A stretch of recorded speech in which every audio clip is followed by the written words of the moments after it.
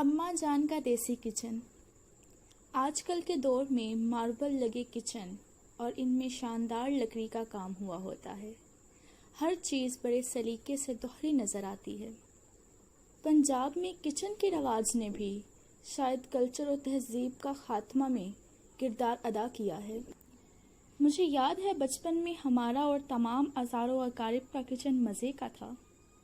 एक टूटा फूटा छपरा होता था जिसके चारों तरफ दीवार भी नहीं होती थी। तंदूर इससे बाहर होता था। ज़रा तसव्वुर करें, शदीद गर्मी में सूरज सवा नेज़े पे हो और लकड़ियों से तंदूर को गर्म करके रोटियां लगाना कितना मुश्किल काम था। दोपहर को नमकीन लस्सी, तंदूर की रोटी और सादा सा सालन डट के खाते थे। सुबह हमारे देसी किचन में अम्मा आग जलाती तो बाद में वालिद साहिब या पास बैठा शख्स मुसलसल लकड़ियां चूल्हे में लगाता जाता।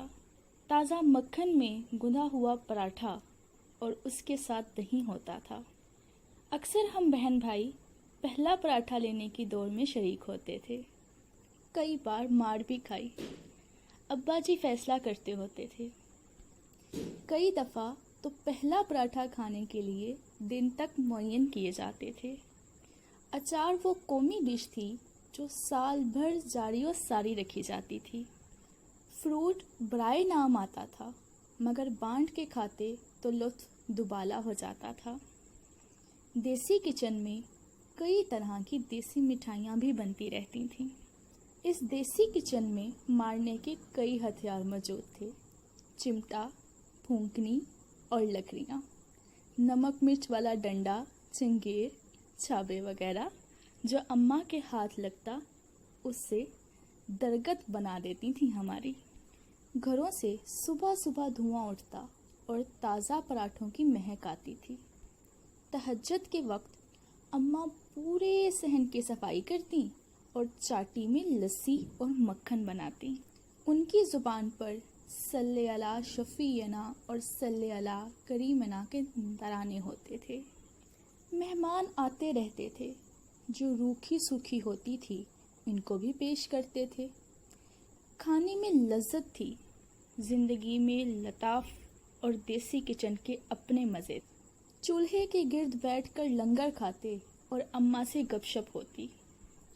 सारा ख़ानदान इसी चूल्हे के गिर्द जमा होता और दिन भर की थकान दूर हो जाती। नौजवान नस्ल को क्या खबर कि इस देसी किचन में कितना लुत्फ़ था। आजकल की बच्चियां गिला करती हैं कि काम ही ख़त्म नहीं होते। इनको इत्तला है कि काम मेरी अम्मा जैसी ख़वातीन करती थीं। दोस्तों, हज़ारों सहूलतों के बावजूद शिकवा अच्छा नहीं है।